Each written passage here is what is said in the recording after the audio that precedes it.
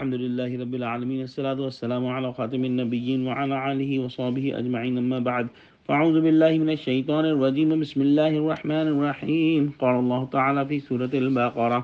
بئس ما اشتروا به أنفسهم أن يكفروا بما أنزل الله بغيا أن ينزل الله من فضله على من يشاء من عباده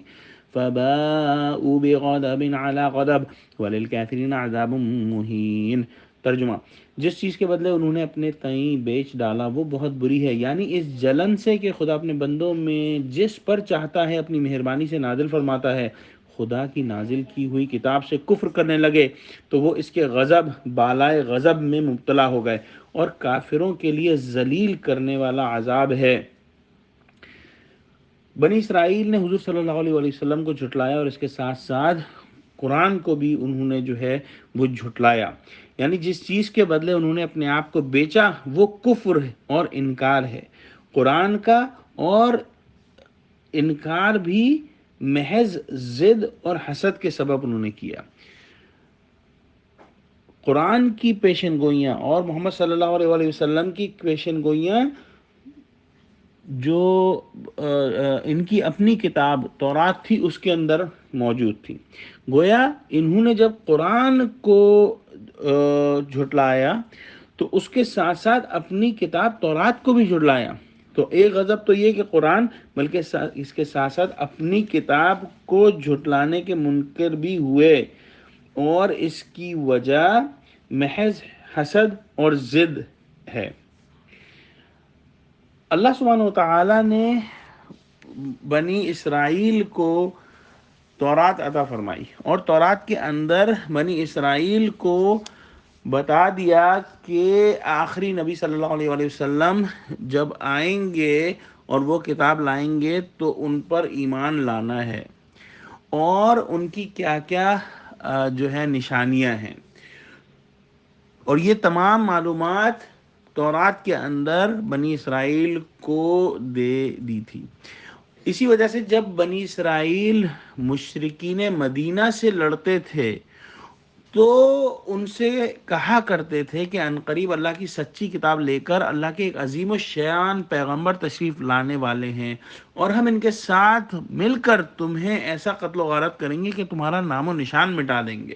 وہ اللہ سے دعائیں کیا کرتے تھے کہ اے اللہ اس نبی کو جلدی بھیج جس کی صفات ہم تورات میں پاتے ہیں، تاکہ ہم ان پر ایمان لا کر ان کے ساتھ ہو کر اپنا بازو مضبوط کر کے تیرے دشمن سے انتقام لیں۔ مشرکوں سے کہا کرتے تھے کہ اس نبی کا زمانہ بالکل قریب آ گیا ہے، لیکن حضور صلی اللہ علیہ وسلم جب تشریف لائے تو محض حسد کی وجہ سے کہ آپ صلی اللہ علیہ وسلم بنی اسرائیل میں سے نہیں تھے بلکہ بنی اسماعیل میں سے تھے، اس حسد کی وجہ سے انہوں نے انکار کر دیا۔ اور جو مشرکین مدینہ جو پہلے سے یہ پیشن گوئیاں سنتے چلے آئے تھے، انہوں نے جب حضور صلی اللہ علیہ وسلم کو دیکھا تو وہ ان پر ایمان لے آئے۔ تو کیسی ہی بد نصیبی ہے یہودیوں کی اور بنی اسرائیل کی کہ وہ تو پہلے سے جانتے تھے اور وہ مشرکین کو بتاتے تھے کہ آخری نبی جو ہیں وہ آئیں گے اور ان کے یہ اوصاف ہوں گے، اور جب وہ آئے تو خود انہوں نے ایمان نہیں لائے اور مشرکین مکہ ان پر وہ ایمان لے آئے۔ اور اس کی وجہ ہم نے کل بھی دیکھی تھی کہ ایک تو حسد اور دوسرا تکبر، یہ ان کو تکبر تھا کہ ہم وہ شریعت موسوی کے ماننے والے ہیں، اور ان کو تکبر تھا کہ ہمارے پاس پہلے سے وہ کتاب ہے اور ہم اللہ کے